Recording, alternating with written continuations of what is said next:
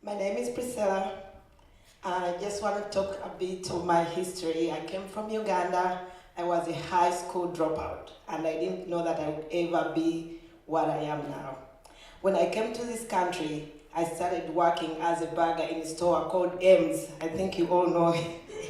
But then there were cashiers, and I was working in that store. The friends of mine said, "You can't be a cashier." I said, I think I can. I can do it. Because of the money is different from that of Uganda. So they were like, "Oh, no, you can't do it." I said, "I can."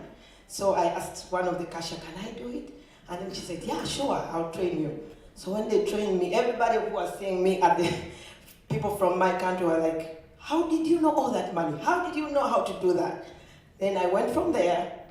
I went to be a CNA in a nursing home, and I worked there. And as I was working as a CNA, I used to see these nurses, and I was like, "I want to be a nurse. I think I can be a nurse." And then people from me said, "No, you cannot be a nurse. You have children. You have this." All the bad things they were saying, that you cannot be one of those. I said, "Sure, I can." So one of the nurses, I took her aside. I said, "Nanette, I want to be a nurse." She said, "Sure you do?" I said, "Yes, I do." So she showed me the way to go. She told me, "Go to Middlesex Community College. You do GED for free and everything. From there, you're gonna see, you're gonna succeed. You're gonna be a nurse." So I went to Middlesex. I did GED again. I passed it, and then I went from there. I became an RN. From there, just because I believed in myself, I said, "I can do it." Whatever somebody told me you couldn't, I said, "I can." So that was a big thing. So as I went on, I was living in apartment, but then one time, a friend of mine who has been a friend forever, she told me, "Priscilla, I was saying, oh my God, I'm tired of living here. The rent is high." And she said, "There's a house. Well, Mr. King has left. You can start from there, Priscilla. From there, you get a house." I said, "Okay." I'm in Mount Hope, and I went to Mount Hope Street. I said, "Oh, I better be a hopper." And even I like the way Pastor Ricky says, "Hi, Mount Hoppers." So if you don't take that message, you have to be hopeful every time when you are in Mount Hope. I love Mount Hope.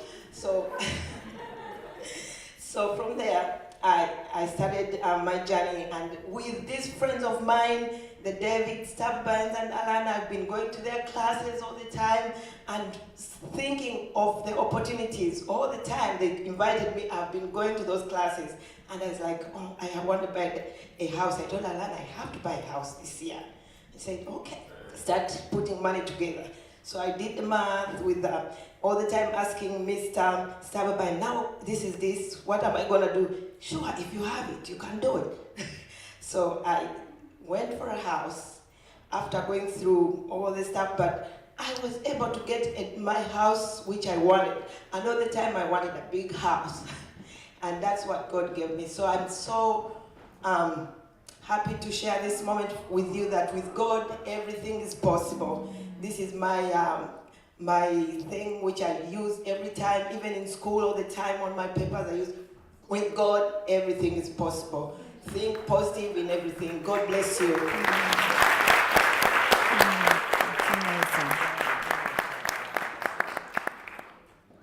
I love that story, don't you? It's a good story. How many of you in your life, I know I've done this too, you feel like you have an idea, something that you want to accomplish, and you say it to somebody, "I want to get this done." And they say back to you, "You can't do that." And you say, "Yeah, you're right, I can't." The ability to look at that and say, no, I can do this is an important one, right? And so tonight we're going to talk a little bit about overcoming limiting beliefs. And Karla Driskill is here with us. I'm very glad that she is. Karla is the executive director of the Hollister Institute in downtown Boston. She's a business coach and trainer around communication, accountability, conflict resolution, mindfulness, and leadership. She is highly sought after in Boston, and we get to listen to her for free tonight, which is a great benefit. Would you please welcome Karla? Thank you. And can you get my picture? Okay, great, thanks. I am so grateful for the opportunity to be here with you guys tonight. Can you hear me? No? Okay. I thought I was turned on, but I'm not. Okay. Now, whoa, what a difference.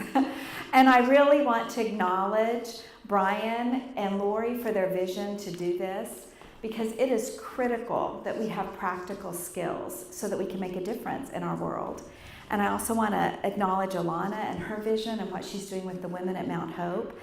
I just recently moved here 2.5 years ago from Oklahoma. And I know Brian and Lori can relate that whenever you move from Oklahoma to Boston, it's not like you're moving halfway across the nation. It's like you're moving to another planet. To go from here, where people talk faster than they think in Oklahoma, and to try and navigate the traffic. I mean, it was at least 2 years before I felt even comfortable driving. I live in Walpole, down to downtown Boston, because, I mean, we don't have that kind of traffic in Oklahoma. And I have people ask me regularly, why did you move here? And I'd lived in Oklahoma for 50 years. I'd traveled a lot, but all of our family was in Oklahoma. And I'd only lived out of the state one other time when my husband was going for one of his masters. We lived for a short amount of time in Missouri, and that's not that different from Oklahoma. But the reason that I moved was because I felt compelled that by joining with Kip Hollister, the owner of Hollister Institute, I could have an opportunity to share the principles I'm going to share with you tonight with a wider audience, because these principles have changed my life. Now, I loved hearing Priscilla talk. In fact, after she spoke, I thought I could sit down. She's a perfect example of what I'm going to talk about, that whenever you set your mind on something and you believe it and you take action, you can make a difference in your life. And I am a living example of that. But I had to overcome some incredibly limiting beliefs. And I'm going to talk with you tonight about principles that helped me. And I'm not unique or special. If they helped me and you put them to practice, they can make a difference in your life as well. Just a little bit of my background. I met and married my husband almost 32 years ago. It'll be 32 years in December. Yeah, I married him because he was handsome. And the joke is, I didn't care that he was broke because I thought love could pay the bills. But after 17 years of marriage and 4 kids, we realized love couldn't pay the bills anymore. We had to come up with something else to do. So I started my own business in 2004. And I had been out of the workplace. I worked alongside my husband in nonprofit for years, but I hadn't been in the workplace. I drove a 17-year-old conversion van. Do you guys even know what those look like? It was dented. I lived on a dirt road. And I had to leave my house every day and get people to believe in what I was doing and join me in my business. And I didn't have anything to go on other than my belief and other than my vision. And so I would drive up to businesses in this 17-year-old van. I didn't even have a cell phone until I started this business. I was a stay-at-home mom that homeschooled my kids. But I realized that something had to change. And one of the things I tell people that I coach is that when the pain of remaining the same is greater than the pain of change, you'll change. So if you're sitting there tonight and you feel frustrated by your current circumstances, until you feel frustrated enough that you're willing to do something differently, then you're going to just stay frustrated. And you're going to stay complaining to everyone about how frustrated you are. The biggest thing that you can do tonight to move yourself from where you are to where you want to be is to change your mindset. And so, maybe. There we go. No, here we go. So our thoughts create our reality. 80% of success is directly due to our psychology. Only 20% is how to. A perfect example, this time of year, the gyms are flooded with people who want to lose weight. I promise you, by the end of March, they're going to be back down to the 2 or 3 faithfuls. Now, we all know what it takes to lose weight.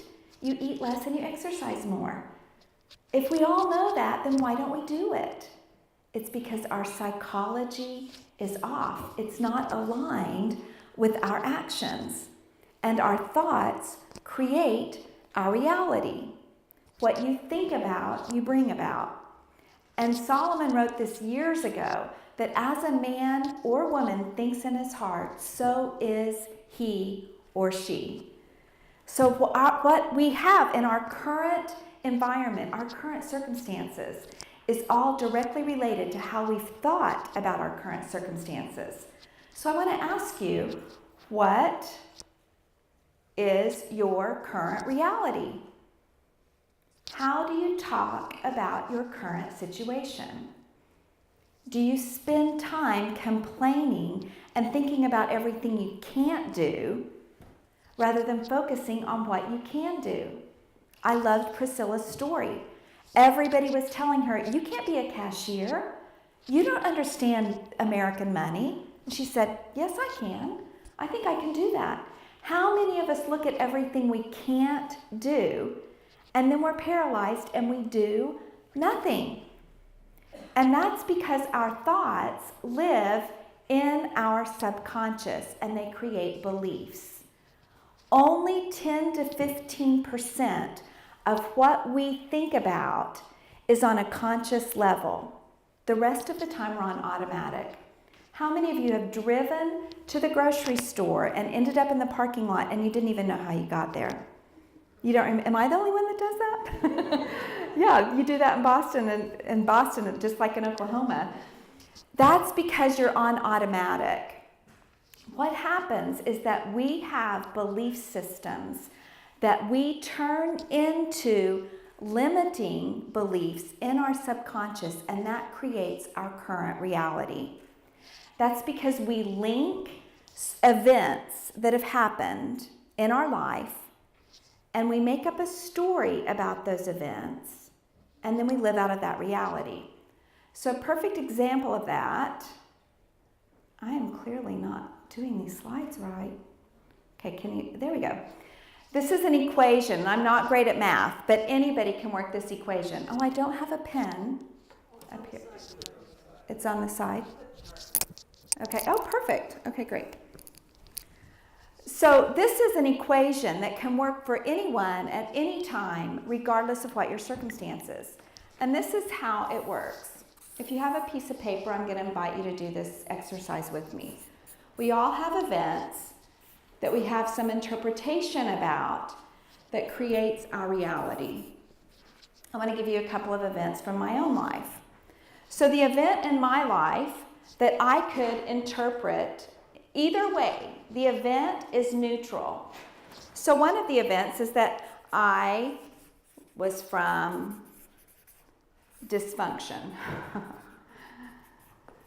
I grew up in an emotionally, verbally, spiritually, and sexually abusive home.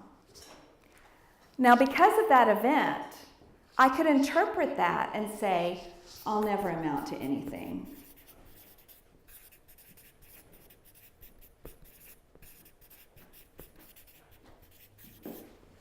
And if I lived out of that story, the result in the story, then I would be at home in Oklahoma doing nothing if I lived out of this interpretation of the event. Another event that happened in my life is that I didn't graduate from a great college.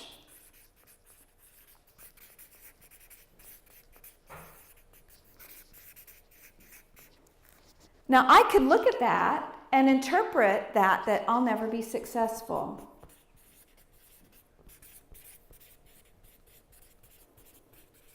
So think about Priscilla. What if Priscilla had said, I don't even have my high school degree. I can't ever be a nurse. Then she would create a story or her reality around that interpretation, and she would still be a cashier at a store right now. She wouldn't be a nurse, a registered nurse. Another event that happened in my life is that I had a business partner that left the business and took 50% of my business with them in 2008. Now, those of you in business, that's quite a hit. So if I could have interpreted that as I'll never recover. And then my story or my reality would have been that I probably would have given up. and I would still be living in Oklahoma on a dirt road with a 17-year-old conversion van. I would not be in Boston today talking to you. And that's because we all want to be right about our stories. We would rather be right about our stories than successful. So if you think back to the subconscious, that our belief system is hardwired in our brain, in the neural pathways of our brain. And we want to be right about those stories. So we will go out and we will self-sabotage around wanting to be right. A great example of that is if you think of someone, I'm sure it's no one in this room, but maybe you know someone outside of this room that constantly gets in bad relationships after bad relationships after bad relationships, and then they say, I just can't trust anyone. Everyone always betrays me. Now that's not really the facts. That's just their story, their reality that they've attached belief systems to over events that happened in their life. So what I encourage the people that I coach and that I work with is that if we are going to make up stories, and we all make up stories, why not make up stories that serve us, that we can be right about? So if you take the exact same events, and I'm going to put this back here. Oh, it doesn't stick. Okay, I'll put this right here. So if you have the exact same events, interpretation equals story, or your results. So my same event, I had dysfunction. That didn't change. But my old story allows me to not be accountable for creating results. Because if I'm living out of, I'll never amount to anything, then I don't have to take any risks. And I don't have to get out of my comfort zone to try and make a change. But if I make up a new story that I'm stronger now, and I can help more people,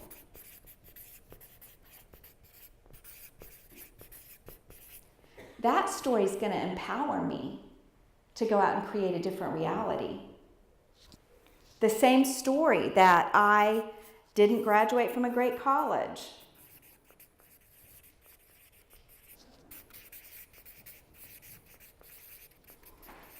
Now, my old story would allow me to not be accountable and play life small and tell myself all the time, I'm not as smart as somebody else.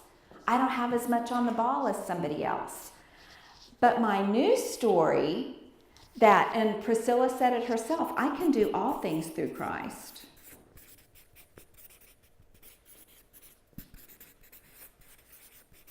And if you're not a believer, research shows that whatever we think about and put our mind to, even with the potato, we are capable of far more than we ever think we can do, beyond anything we can even imagine. I just believe as Christians we have an edge because we have an added advantage. And then my third event, my business partners left. The story I started to make up for myself then was that this is creating a new space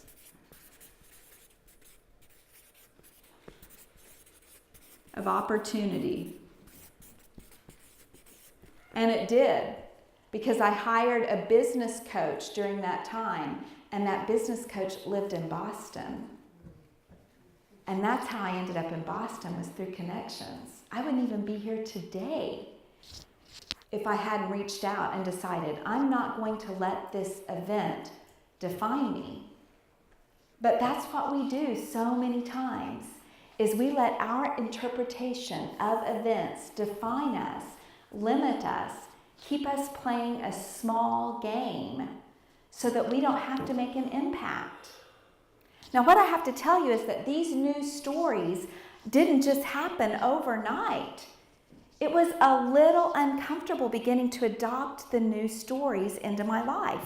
I had to tell myself that over and over and create new neural pathways, because our old belief systems have created pathways that are like super highways, and we can automatically go down that negative path. It's easy to go down the negative path. It takes discipline and intention to get our focus back on the right path. And an illustration I like to use is that when I was flying from Oklahoma to Boston, I was shocked to find out that 90% of the time, the pilot was using his instruments to get back on course. But what we can do in our life is recognize that whenever we get off course with our old thinking and our old stories and our old belief systems, the more we practice that new story, the more quickly we can get on course to make a difference. And that's because it takes discipline to capture our thoughts and exchange it with a new thought. But over time, if you really are tired of the reality you're currently creating, over time you can create a new reality for yourself based on the thoughts that create beliefs, that empower our actions, that create our realities. But it's all up to you. You are accountable for the thoughts that you allow to define your life. Pastor Brian said that part of the training I do is an accountability. And I've got to tell you, the average person doesn't like accountability. And I tell people that's probably why they're average, because they don't want to be accountable.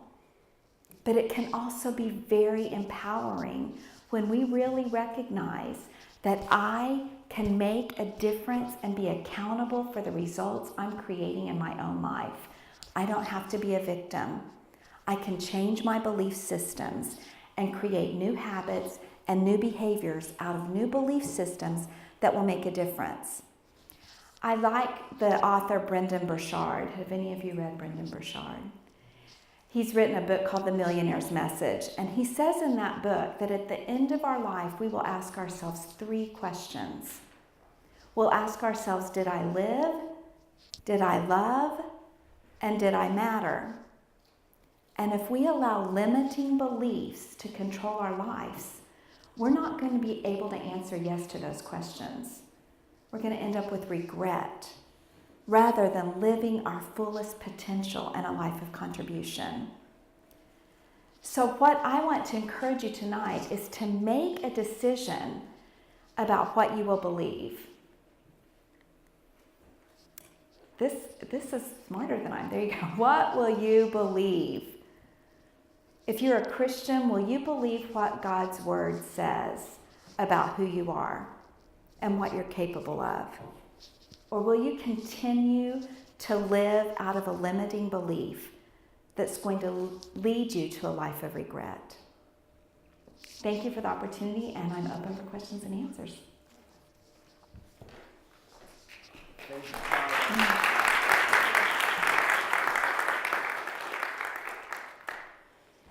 Karla did a great job of introducing a topic to us tonight, and we appreciate that. But we have time for you to ask some questions. If you'd like to get into a little bit more specifics of what Karla is talking about, the things that she is bringing up, what are some of the questions that you have based on what Karla is talking about tonight? Overcoming limiting beliefs. What are some of the questions that you have? Yeah, Therese. You work with executives, correct? Yes. So what's the biggest limiting belief that someone in an executive position has? I would say it doesn't matter anyone's position. The biggest limiting belief of everyone that I work with is that I don't have what it takes. I'm a fraud.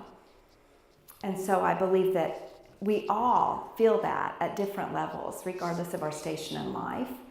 And the executives I work with feel that too, that I'm not up to the task. What if I can't do what my vision is and make that a reality? What will I make that mean about me?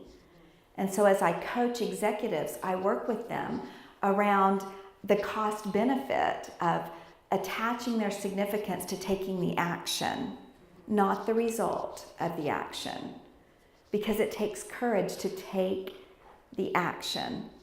And then to self-direct, or self-adjust. If that doesn't work and you're really committed to what you say you want to create in your life, then how quickly can you develop resilience to get back on path back on track and take another action.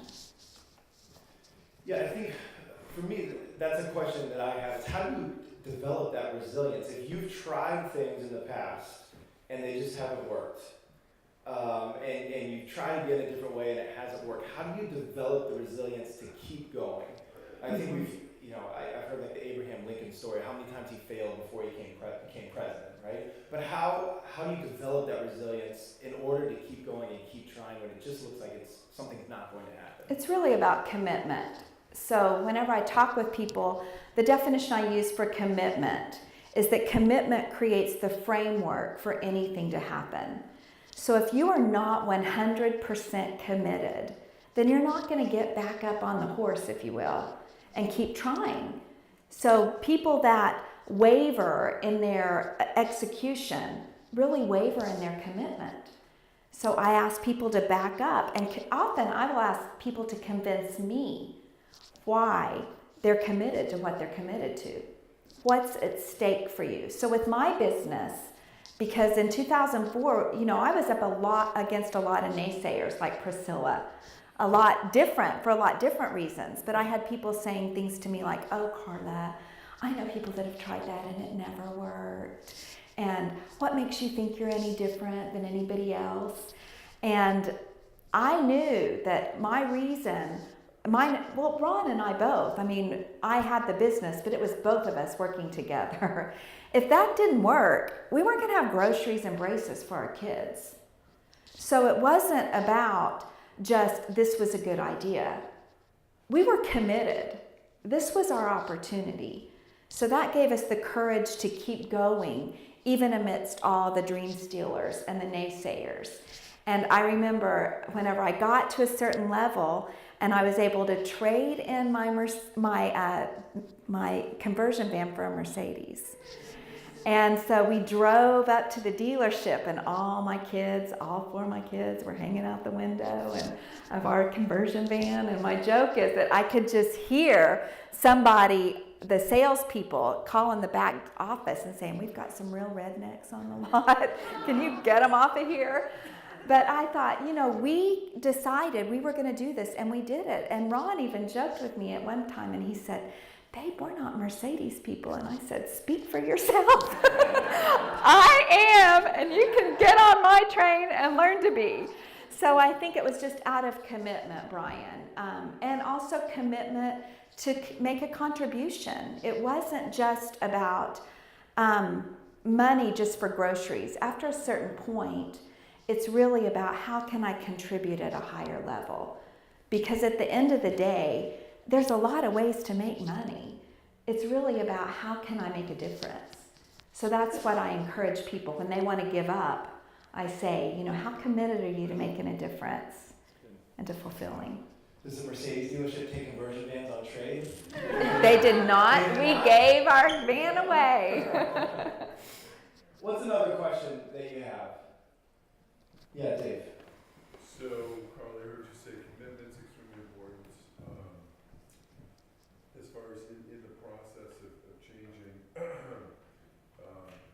takes discipline to replace the bad thoughts with the good thoughts. So, what is let's say someone has the negative pathway, they believe these events, and it's so ingrained in them. So, what's a practical? Yes, they have to be committed. I understand. What's a practical way to for these people to replace change that mindset? To change from the superhighway of your mind of the negativity and replace it with the new better interpretation. Yeah. Well, I can tell you what I did, and I think there are several ways. So I am a huge proponent of affirmations. So I say affirmations every single day. And whenever I was living on a dirt road, I would walk up and down that dirt road and say, "I am a business builder magnet." Every day I'm attracting people that want to do business with me. And sometimes I felt like such a fraud. I'm like, "You're working on a dirt road. You drive a 17-year-old conversion van." And I would just be like, erase. I'm a business builder magnet. And I would also say, I can do all things through Christ. I had a page of affirmations that I would say every single day. I had a dream board, and I still have a dream board that I had pictures because our mind thinks in pictures. And so I had that. I had my kids make dream boards of whenever we get extra income, what do you want to do? And then I was very careful about what I said, because what I speak, my conversation reveals my expectation. So I was very careful about the words I spoke and who I spoke to. So I guarded my thoughts, I guarded my words, I guarded my associations. I didn't allow anyone in my space that was going to discourage me from my vision. And then I also I spent a lot of time, and I still spend a lot of time, watching YouTube videos, reading things that were going to strengthen my belief system and strengthen my mind. Because it's not an overnight. I mean, I was 40 whenever I started my business, maybe 38. Anyway, close to 40 years of negative belief systems. Those don't change overnight. But out of commitment, I was willing to do what it took to change those belief systems. Thanks, David. One more question? Who else has a question for Karla? David? Yeah. Yeah, thanks, Karla. So you were saying at the very beginning that a lot of times it takes enough conflict and Pain. contentment and pain exactly to create that visceral feeling of angst, if you will, to motivate yourself to actually take whatever steps are necessary. Mm-hmm. What would you suggest when somebody recognizes an unhealthy pattern in their lives that needs to change for them to move forward, but they don't feel that pain yet? And so then it's difficult to say, yeah, I really know I should be, X, Y, Z. I can recognize that. I don't really feel the pain, but I know it will help me take that next step. What would you say to that situation? Yeah, so I encourage people that I coach to think of your life in 5 years. Is the path you're headed on now going to take you where you want to be in 5 years? Because successful people don't think about today only. They think about how my actions, my choices, my belief systems today are moving me in a direction, and I can either be intentional about that direction or it's going to take me there by default. And so if someone can't even stir up enough pain in 5 years to make a shift, then they really don't want to change. And so once again, the onus is on them to find a way to leverage themselves into discomfort, because that's what it takes, is getting uncomfortable to make a change in your life. It was uncomfortable for me to walk up and down a dirt road saying I'm a business builder magnet. It was uncomfortable for me to change my associations. And the final thing I would say is that I think mentorship and coaching is invaluable. So I've always had mentors, and I think it's critical to find a mentor to get you back on track. One last visual is that we don't have kingpin bowling in Oklahoma. Is that what it's called here? Okay, whatever, candlepin. I don't bowl either way, so whatever it's called, it doesn't matter. But if I do bowl, it's always with the bumpers up close to keep me out of the gutter. Because I want to make a strike, so I want those bumpers as close to that bowling ball as they can get. And that's what mentorship does for you. It's like having bumpers that keep you on track and keep you from getting off in the gutter. So I've had several business coaches, but one of my business coaches who was huge on accountability, I told him I wanted to reach a certain level in my business, and we came up with a game plan of what I was going to do. And he lived in Tulsa, and I would drive once a week, an hour, to meet with him. And so we made out a game plan of what I was going to do that week and the businesses I was going to go talk with about my business. Well, I got nervous, and I didn't want to go talk to those businesses. And so I came up with another plan that I felt more comfortable with. So whenever I got to Keith said, so how'd it go? Talk to those businesses. And I was like, well, I didn't really talk to the businesses, but I talked to these people. He goes, well, that isn't really what we agreed on. I'm like, well, I talked to 40 people. That's pretty big. He's like, I know, but that's not what we agreed on. You didn't do it because you felt uncomfortable. So I want to get you comfortable feeling uncomfortable. I'm like, what are we going to do? He goes, do you want to be successful? Do you want me to continue coaching you? It's like, yes. It's like, then you're going to do what I tell you to do. So we walked out downtown Tulsa. Of course, it's not downtown Boston, but it was still way out of comfort. So he said, the first thing I want you to do is I want you to go up. There were some people getting ready to cross the street, and he said, I want you to go up and ask them for something uncomfortable, like, can you have a drink of their pop? I'm like, I am not doing that. He's like, do you want to be successful or not? I'm like, okay. So I walked up and I said, hi, can I have a drink of your pop? And they're like, no, weirdo. And so I came back, I'm like, good, are we done? He's like, no, we are not done. So we walked around, and there was a restaurant, and there were people outside of the restaurant who just had lunch. He said, go up and ask them something uncomfortable. So I walked up and I said, how was lunch? And he's looking at me like, and I said, it was fine. I go, would you buy me lunch? No. So I'm like, oh. He goes, you're still not done. So we walked around the corner, and there was a hotel in downtown Tulsa. It was a nice hotel. He said, I want you to walk in and ask them if they'll give you a room for free. I said, I am not doing that. He's like, you don't want to be successful then? I'm like, okay, I'll do it. So I walked in and I said, hi, do you guys have any specials going today? They're like, what kind of specials? I'm like, I don't know, free? He said, no. So we left, and he goes, then we met a woman walking towards us. He said, I want you to ask that woman for some money. I'm like, I want to do that. But I walked up and I said, hi, I left my purse in my office, and I'm just wondering, like, can you loan me some money? And she's like, I don't have any cash on me right now. So we walked around. There was another restaurant. It was a Mexican food restaurant, and it had plated glass windows. And Keith said, I want you to walk in there and ask them for some chips off their table, and I want you to ask them to bring me some chips too. And he's standing at the window. So I walked in. I said, hi, I'm in this little contest, and so can I have some of your chips? And they said, sure. And I said, and can I take some to my friend? And they were like, well, no. So I walked out, I'm like, can we please be done? He goes, one more ask. And if it's a good ask, then we'll be done. You will have learned your lesson. To, first of all, not tell me you're going to do something and not do it because you're not comfortable. So there were two workers walking down the street, construction workers, and they had Subway sandwich bags. So I walked up to him, I said, hi, can I have one of your sandwiches? And one of the guys kind of looked me up and down. He's like, yes, you can. I'm like, no, I'm really on a diet. And so anyway, we got back to Keith's office, and I learned a few lessons from that. First of all, a coach is uncomfortable with your comfort.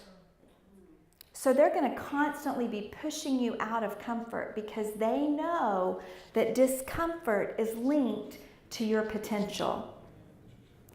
The other thing I learned was that accountability is important across the board. And if you're not willing to hold yourself accountable to what you say you're going to do, then you better get a coach or a mentor that cares enough about you that they will hold you accountable. And the third lesson was I was never going to tell Keith I would do something and not fulfill on it. But that was a great lesson for me about being uncomfortable and about being committed to my greatness.